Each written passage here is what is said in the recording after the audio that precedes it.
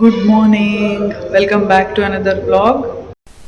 ಇವತ್ತು ಬೆಳಗ್ಗೆ ನಾನೇ ಫಸ್ಟ್ ಎದ್ದು ರೆಡಿಯಾಗಿಬಿಟ್ಟಿದ್ದೀನಿ. ಕಾರ್ತಿಕ್ಕು ಚರಿತು ಇನ್ನೂ ಮಲಗಿದ್ದಾರೆ. ರಜದ ದಿನ ಕಾರ್ತಿಕ್ ಆರಾಮಾಗಿ ಮಲ್ಕೊಳ್ಳಿ ಅಂತ ನಾನು ಎಬ್ಸಕ್ಕೆ ಹೋಗಲಿಲ್ಲ. ಪಕ್ಕದಲ್ಲಿ ಯಾರಾದರೂ ಮಲಗಿದ್ರೆ ಸಾಕು, ಚರಿತೆದ್ದಳದೇ ಇಲ್ಲ. ನಾನು ರೂಮಲ್ಲೇ ಟೀ ಮಾಡ್ಕೊಂಡು ಕುಡಿಯೋಣ ಅಂತ ಟೀ ಮಾಡ್ತಿದ್ದೀನಿ. ಹೇಗೆ ಟೀ ಮಾಡೋದು ಅಂತ ತೋರಿಸ್ತಿದ್ದೀನಿ. ಇದ್ರದ್ದು ಒಂದು ನಾನು ಶಾರ್ಟ್ ವಿಡಿಯೋ ಕೂಡ ಹಾಕಿದ್ದೆ, ಇದರಲ್ಲೂ ಕೂಡ ತೋರಿಸ್ತಿದ್ದೀನಿ. ಯಾರ್ಯಾರು ಶಾರ್ಟ್ ವಿಡಿಯೋ ನೋಡಿಲ್ವೋ ಇದರಲ್ಲಿ ನೋಡ್ಬೋದು ಅಂತ. ಸೇಮ್ ಮನೇಲಿ ಮಾಡೋ ಟೀ ಥರನೇ ಆಗುತ್ತೆ. ಕೆಲವರು ಟೀ ಚೆನ್ನಾಗಾಗಲ್ಲ ಇದರಲ್ಲಿ ಅಂತ ಮಾಡೋಕ್ಕೆ ಹೋಗೋದಿಲ್ಲ, ಸುಮ್ಮನೆ ಇಟ್ಟಿರ್ತಾರೆ ಏನು ಮಾಡ್ಕೊಳ್ಳೋದು ಅಂತ ಅನ್ಕೋತಿರ್ತಾರೆ. ಬಟ್ ಚೆನ್ನಾಗಾಗುತ್ತೆ. ಇದರಲ್ಲಿ ನಾನು ಹಾಟ್ ವಾಟರ್ ಬಿಸಿ ಮಾಡೋಕ್ಕೆ ಇಟ್ಟಿದ್ದೀನಿ. 3 ಸ್ಯಾಶೆ ಮಿಲ್ಕ್ ವೈಟನರ್ ಅಥವಾ ಮಿಲ್ಕ್ ಪೌಡರ್ ಏನು ಕೊಟ್ಟಿರ್ತಾರೆ ಅದನ್ನು ಹಾಕ್ತಿದ್ದೀನಿ. ಮತ್ತು 2 ಸ್ಯಾಶೆ ಟೀ ಬ್ಯಾಗ್ಸ್ ಹಾಕ್ತಾಯಿದ್ದೀನಿ, 2 ಟೀ ಬ್ಯಾಗ್ಸ್. ಹಾಗೆಯೇ 1 ಶುಗರ್ ಫ್ರೀ ಸ್ಯಾಶೆ. ಮಿಲ್ಕ್ ಪೌಡರಲ್ಲೂ ಕೂಡ ಸ್ವೀಟ್ನೆಸ್ ಇರುತ್ತೆ, ಅದಕ್ಕೋಸ್ಕರ ನಾನು ಸ್ವಲ್ಪನೇ ಶುಗರ್ ಹಾಕ್ತಿದ್ದೀನಿ. ಆಮೇಲೆ ಇದಕ್ಕೆ ಹಾಟ್ ವಾಟರ್ ಹಾಕ್ಬಿಟ್ಟು ಚೆನ್ನಾಗಿ ಒಂದು ಕಡ್ಡಿ ಕೊಟ್ಟಿರ್ತಾರೆ ಅದರಲ್ಲಿ ತಿರುಗಿಸ್ಬಿಟ್ಟು ಸ್ವಲ್ಪ ಮೇಲೆ ಕೆಳಗೆ ಡಿಪ್ ಮಾಡ್ತಾಯಿದ್ರೆ ಅದರಿಂದ ಚೆನ್ನಾಗಿ ಕಲರ್ ಬಿಟ್ಕೊಳ್ಳುತ್ತೆ, ನಾವು ಬಿಸಿ ನೀರು ಹಾಕಿರೋದ್ರಿಂದ. ಹಾಗೆಯೇ 1-2-3 ಸಲ ಸ್ಟರ್ ಮಾಡಿದ್ರೆ ಸಾಕು, ಟೀ ರೆಡಿಯಾಗಿಬಿಡುತ್ತೆ. ನಾನಂತೂ ಎವ್ರಿ ಟೈಮ್ ಮಾಡ್ಕೊತಿರ್ತೀನಿ. ಕಾರ್ತಿಕ್ ಯಾವಾಗಾದರೂ ಕೇಳ್ತಿರ್ತಾರೆ. ಕಾಫಿ ಕೂಡ ಇದೇ ರೀತಿ, ಟೀ ಬ್ಯಾಗ್ಸ್ ಬದಲು ಬ್ರೂ ಕಾಫಿ ಸ್ಯಾಶೆ ಏನಿಟ್ಟಿದ್ದಾರೆ ಅದನ್ನು 1 ಸ್ಯಾಶೆ ಹಾಕಿದ್ರೆ ಸಾಕು, ಪರ್ಫೆಕ್ಟ್ ಕಾಫಿ ರೆಡಿ ಆಗಿಬಿಡುತ್ತೆ.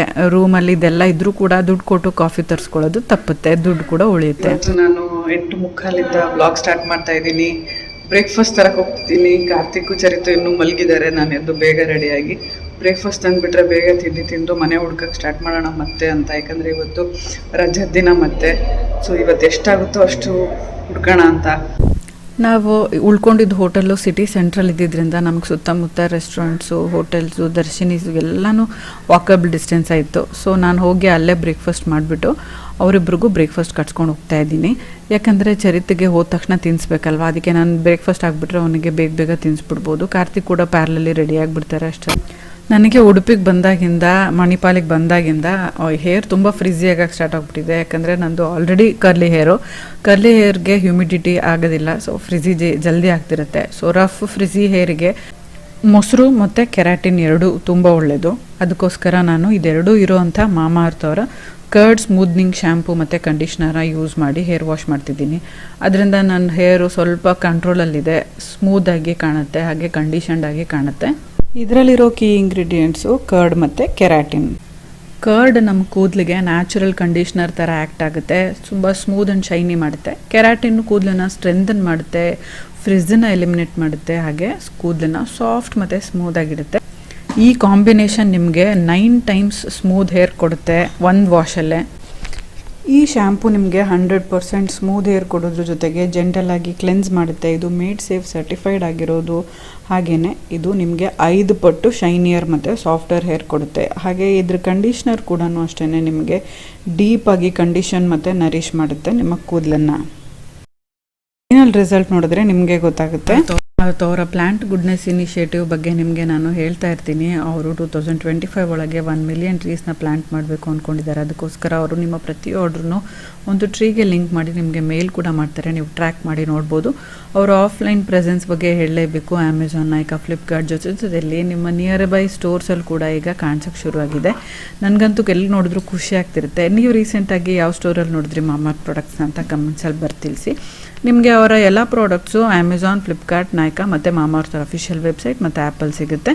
ಹಾಗೆಯೇ ನಿಮಗೆ ಸ್ಕ್ರೀನ್ ಮೇಲೆ ಡಿಸ್ಪ್ಲೇ ಆಗ್ತಿರೋ ಕೂಪನ್ ಕೋಡ್ನ ಯೂಸ್ ಮಾಡಿ ಪರ್ಚೇಸ್ ಮಾಡಿದ್ರೆ 20% ಆಫ್ ಸಿಗುತ್ತೆ ಮಾಮಾಅರ್ತ್ ಅಫಿಷಿಯಲ್ ವೆಬ್ಸೈಟ್ ಮತ್ತು ಆ್ಯಪ್ ಎರಡರಲ್ಲೂ ಕೂಡ.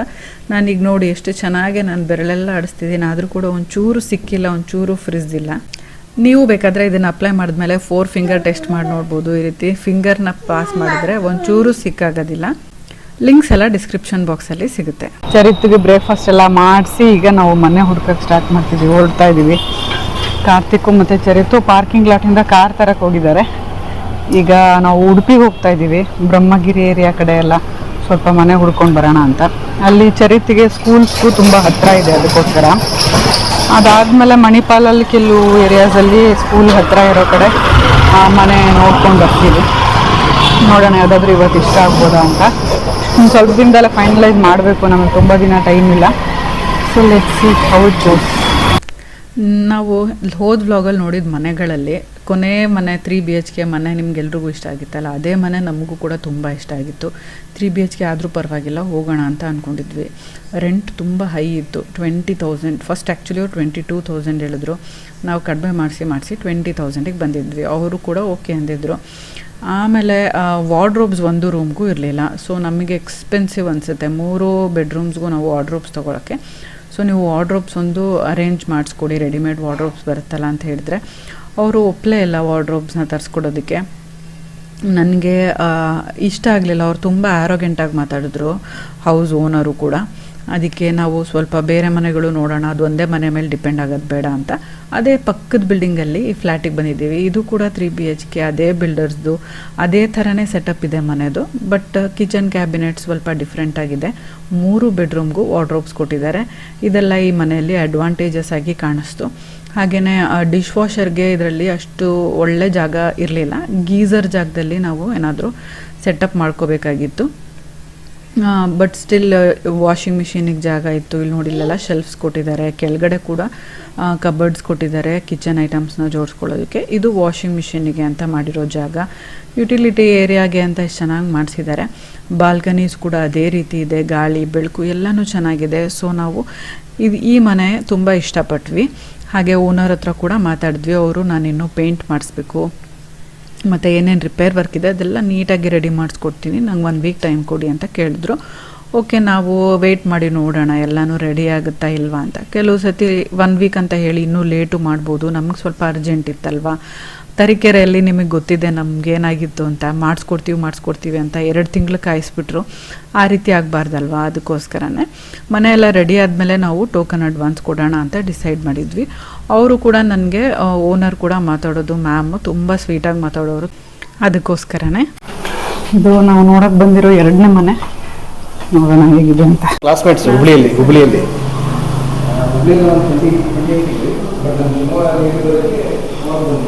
ಇದು ಹಾಲು, ಇದು ಡೈನಿಂಗ್ ಹಾಲ್ ಇದೆ. ಇಲ್ಲಿ ಇನ್ವರ್ಟರ್ಗೆಲ್ಲ ಕನೆಕ್ಷನ್ ಮಾಡಿದ್ದಾರೆ. ಇದು ದೇವರ ಟೆಂಪಲ್ ಥರ ಮಾಡಿದ್ದಾರೆ, ಗೂಡು. ಇದು ಒಂದು ಬೆಡ್ರೂಮು, ಇದಕ್ಕೆ ಅಟ್ಯಾಚ್ಡ್ ಬಾತ್ರೂಮ್ ಇಲ್ಲ. ಇದು ಕಾಮನ್ ಸಿಂಕು, ಜನರಲ್ ಬಾತ್ರೂಮು, ಇದು ಕಿಚನ್ನು.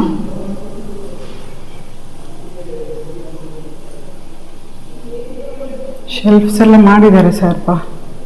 ಇಲ್ಲಿಂದ ಒಂದು ಯುಟಿಲಿಟಿ ಏರಿಯಾ ಇದೆ.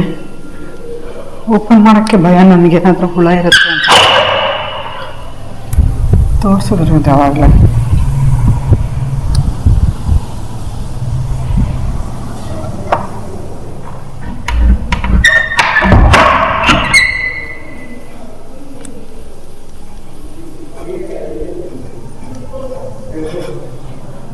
ಇಲ್ಲೊಂದು ಬೆಡ್ರೂಮ್ ಇದೆ.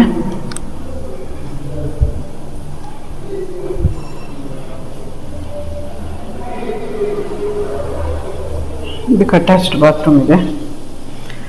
ಸಿಂಪಲ್ ಆಗಿದೆ, ಬಟ್ ಸ್ವಲ್ಪ ಹಳೆ ಮನೆ. ಕಿಟಕಿ ಎಲ್ಲ ಸ್ವಲ್ಪ ತುಂಬ ಹಳೇದಾದಂಗೆ ಆಗ್ಬಿಟ್ಟಿದೆ. ಪೇಂಟ್ ಎಲ್ಲ ಹೊಡ್ಸ್ಕೊಟ್ರೆ ನೋಡ್ಬೋದು. ಮನೆಗಳು ನೋಡಿದ್ವಿ. ತೋರ್ಸಕ್ಕೆ ಒಂದು ವಿಡಿಯೋನ ತೆಗೆದಿದ್ದೀನಿ ಅನ್ಸುತ್ತೆ. ಬೇರೆ ಮನೆಗಳೇನು ಇಷ್ಟ ಆಗಲಿಲ್ಲ. ನಾವೊಂದು 17 ಅಪಾರ್ಟ್ಮೆಂಟ್ ಲಿಸ್ಟ್ ಮಾಡ್ಕೊಂಡಿದ್ವಿ. ಅದರಲ್ಲಿ ಒಂದು 4 ಅಪಾರ್ಟ್ಮೆಂಟ್ ಅಷ್ಟೇ ನಮ್ಗೆ ಖಾಲಿ ಇದೆ ಅಂತ ಹೇಳಿದ್ರು. ನೋಡ್ಕೊಂಡು ಬಂದ್ವಿ. ಅದ್ರಲ್ಲಿ ಕೆಲವೊಂದು ಅಪಾರ್ಟ್ಮೆಂಟಲ್ಲಿ ಕೆಲವೊಂದೊಂದು ಪ್ರಾಬ್ಲಮ್ಸ್ ಇದೆ. ಕೆಲವೊಂದ್ರಲ್ಲಿ ವಾರ್ಡ್ರೋಬ್ಸ್ ಇಲ್ಲ, ಕೆಲವುದ್ರಲ್ಲಿ ಕ್ಲೀನ್ ಇಲ್ಲ, ಕೆಲವರಲ್ಲಿ ಅಟ್ಟ ಇಲ್ಲ, ಅಟ್ಟದಲ್ಲಿ ಸ್ವಲ್ಪ ಸಾಮಾನು ಇಟ್ಕೊಳ್ಳೋಕ್ಕೆ ಎಲ್ಲ ಪ್ರಾಬ್ಲಮ್ಸ್ ಆಗ್ತಾ ಇದೆ. ಉಡುಪಿಯಲ್ಲಿರೋ ಮನೆಗಳೆಲ್ಲ ಖಾಲಿ ಮಾಡಿದ್ದೀವಿ. ಒಂದಷ್ಟು ಎಲ್ಲನೂ ಲಿಸ್ಟಲ್ಲಿರೋದೆಲ್ಲ ನೋಡ್ಕೊಂಡು ಬಂದಿದ್ದೀವಿ. ಇನ್ನು ಈಗ ಮಣಿಪಾಲ್ಗೆ ಹೋಗ್ತಿದ್ದೀವಿ. ಈಗ ಊಟ ಊಟಕ್ಕೆ ಬಂದಿದ್ದೀವಿ. ಮಣಿಪಾಲಲ್ಲಿ ಒಂದಷ್ಟು ಏರಿಯಾ ನಾವು ನೋಟ್ ಮಾಡ್ಕೊಂಡಿದ್ದೀವಿ. ಅಲ್ಲಿ ಹೋಗಿ ಅಪಾರ್ಟ್ಮೆಂಟ್ ನೋಡಬೇಕು. ನೋಡೋಣ. ಬರೀ ಇಡೀ ದಿನ ಬೆಳಗ್ಗೆಯಿಂದ ಸಂಜೆವರೆಗೂ ಬರೀ ಇದಾಗೋಗಿದೆ, ಹೋಗೋದೇ ನೋಡೋಣ.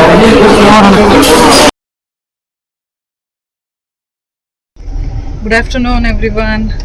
ಇವತ್ತು ನಾನು ವ್ಲಾಗು ಮಧ್ಯಾಹ್ನ 1 ಗಂಟೆಯಿಂದ ಸ್ಟಾರ್ಟ್ ಮಾಡ್ತಾ ಇದ್ದೀನಿ. ಇಷ್ಟು ಮನೆಗಳು ನೋಡಿ ಒಂದು ಫೈನಲೈಸ್ ಆಗ್ತಿದ್ದಂಗೆ ಏನೋ ಒಂದಾಗಿ ಕ್ಯಾನ್ಸಲ್ ಆಗ್ತಾ ಇದೆ, ಏನೋ ಒಂದು ತೊಂದರೆ ಆಗ್ತಾ ಇದೆ. ಎಲ್ಲದರಲ್ಲೂ ಎಲ್ಲನೂ ಪರ್ಫೆಕ್ಟಾಗಿ ಸಿಗ್ತಾ ಇಲ್ಲ. ನಾವು ಯಾವುದಕ್ಕೋದ್ರೂ ಕಾಂಪ್ರಮೈಸ್ ಆದರೆ ಅದು ಇನ್ನೊಂದೇನೋ ಪ್ರಾಬ್ಲಮ್ ಸ್ಟಾರ್ಟ್ ಆಗ್ತಾ ಇದೆ. ಅದಕ್ಕೆ ಇವತ್ತು ಓನರ್ಗೆ ಡೈರೆಕ್ಟಾಗಿ ಮೀಟಾಗಿ ಏನೇನು ಇದೆ ಅಂತೆಲ್ಲ ಡಿಸ್ಕಸ್ ಮಾಡಿ ಪ್ರಾಬ್ಲಮ್ ಎಲ್ಲ ಸಾಲ್ವ್ ಮಾಡ್ಕೊಂಡು ಬರೋಣ ಅಂತ ಹೊರಟಿದ್ದೀವಿ. ನೋಡಬೇಕು ಏನೇನಾಗುತ್ತೆ ಅಂತ. ಒಳ್ಳೇದಾಗಲಿ ಅಂತ ನೀವು ವಿಶ್ ಮಾಡಿ ನಮಗೆ. ಈಗ ಉಡುಪಿ ರೀಚ್ ಆಗಿದ್ದೀವಿ. ಫಸ್ಟ್ ನಾವು ಮನೆ ನೋಡೋಕ್ಕೂ ಮುಂಚೆ ಶ್ರೀಕೃಷ್ಣ ಟೆಂಪಲ್ಗೆ ಹೋಗಿ ದರ್ಶನ ಮಾಡ್ಕೊಂಡು ಬರೋಣ, ನೋಡೋಣ ಅವಾಗಾದ್ರೂ ಏನಾದರೂ ಒಳ್ಳೇದಾಗ್ಬೋದು ಅಂತ ಅಂದ್ಕೊಂಡು ಈಗ ಟೆಂಪಲ್ ಕಡೆ ಹೋಗ್ತಾ ಇದ್ದೀವಿ. ಟೆಂಪಲ್ ಟೈಮಿಂಗ್ಸು ಒಂದೊಂದು ಕಡೆ ಒಂದೊಂದು ಥರ ಕೊಟ್ಟಿದ್ದಾರೆ. ಒಂದೊಂದು ಕಡೆ 11 ಗಂಟೆ ಬೆಳಗ್ಗೆ ಕ್ಲೋಸ್ ಆಗುತ್ತೆ, ಸಂಜೆ 6 ಗಂಟೆಗೆ ಓಪನ್ ಅಂತ ಕೊಟ್ಟಿದ್ದಾರೆ. ಕೆಲವು ಕಡೆ ಫುಲ್ ಡೇ ಓಪನ್ ಇರುತ್ತೆ ಅಂತ ಇದೆ. ನೋಡ್ಬೇಕು, ಅಲ್ಲಿ ಹೋಗಿದ್ದು ನೋಡೋಣ ಅಂತ ಡಿಸೈಡ್ ಮಾಡಿದ್ದೀವಿ.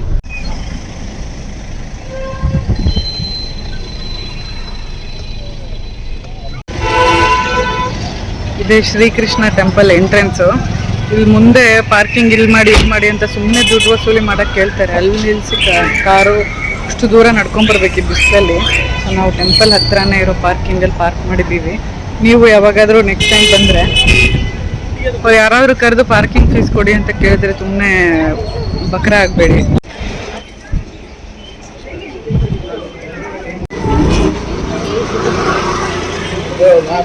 ತಮಿಳ್ನಾಡು ಪೊಲೀಸರು ಶಾಪಿಂಗ್ ಮಾಡೋಕ್ಕೆ ಎಷ್ಟು ಸ್ಟಾಲ್ಸ್ ಹಾಕಿದ್ದಾರೆ.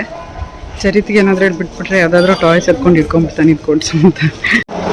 ಇಷ್ಟೊಂದು ಜನ ಇರೋದು ನೋಡಿದ್ರೆ ದರ್ಶನ ಇದೆ ಅಂತ ಅನಿಸ್ತಾ ಇದೆ. ತುಂಬ ಕ್ಯೂ ಇರಬಾರ್ದಪ್ಪ ಈ ಬಿಸಿಲಲ್ಲಿ, ಸುಸ್ತಾಗಿ ಹೋಗ್ಬಿಡುತ್ತೆ. ಬೇಗ ದರ್ಶನ ಆದರೆ ಸಾಕು. ನೋಡಿ ಎಷ್ಟು ಉದ್ದ ಕ್ಯೂ ಇದೆ, ಇನ್ನೂ ಒಳಗೆ ಇನ್ನೂ ಉದ್ದ ಇದೆ ಕ್ಯೂ. ಬೇಗ ಮೂವಿಂಗ್ ಇದೆ, ಬೇಗ ದರ್ಶನ ಬೇಗ ಆಗ್ಬೋದು ಅನಿಸುತ್ತೆ. ಚರಿತಿದೆ ಆರಾಮ ನೋಡಿ, ನಿಂತ್ಕೊಳ್ಳೋಂಗಿಲ್ಲ, ಕ್ಯೂ ಅಲ್ಲಿ ವೇಟ್ ಮಾಡೋಂಗಿಲ್ಲ, ನಮ್ಮ ಜಾಲಿಯಾಗಿ.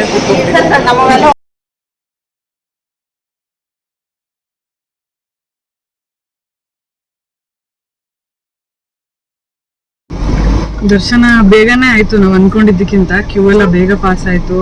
ದರ್ಶನ ಕೂಡ ಚೆನ್ನಾಗಾಯಿತು ಅಲ್ವಾ? ಚೆನ್ನಾಗಿತ್ತು ದರ್ಶನ ಎಲ್ಲ ಫಸ್ಟ್ ಆಯಿತು. ಹೌದು. ಬಟ್ ಅಲ್ಲಿ ಪ್ರಸಾದ ಅಲ್ಲೇ ಊಟ ಮಾಡೋಣ ಅಂತ ಅಂದರೆ ಚರಿತು ಜನಕ್ಕೆ ನೋಡಿ ಅಳಕ್ಕೆ ಸ್ಟಾರ್ಟ್ ಮಾಡಿಬಿಟ್ಟಿದ್ದ. ತುಂಬ ಕ್ರೌಡ್ ಎಲ್ಲ ನೋಡಿದ್ರೆ ಅವನಿಗೆ ತುಂಬ ಅಳು ಬಂದ್ಬಿಡುತ್ತೆ.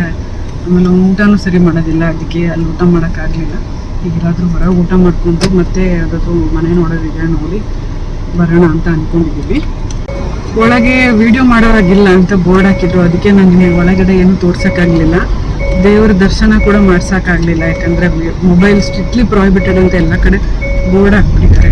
ಇಲ್ಲಿ ವುಡ್ಲೆಂಡ್ಸ್ ರೆಸ್ಟೋರೆಂಟ್ ಫೇಮಸ್ ಅಂತ ಹೇಳಿದ್ರು ಕಾರ್ತಿಕ್ಕು, ಅದಕ್ಕೆ ಅಲ್ಲಿ ಲಂಚ್ ಮಾಡೋಕ್ಕೆ ಬಂದಿದ್ದೀವಿ. ಇವತ್ತಿನ ಈ ವ್ಲಾಗ್ ನಿಮ್ಗೆ ಹೇಗೆ ಅನಿಸ್ತು? ಇಷ್ಟ ಆಗಿದ್ರೆ ಲೈಕ್ ಮಾಡಿ, ಫ್ರೆಂಡ್ಸ್ ಆ್ಯಂಡ್ ಫ್ಯಾಮಿಲಿ ಜೊತೆ ಕೂಡ ಶೇರ್ ಮಾಡಿ.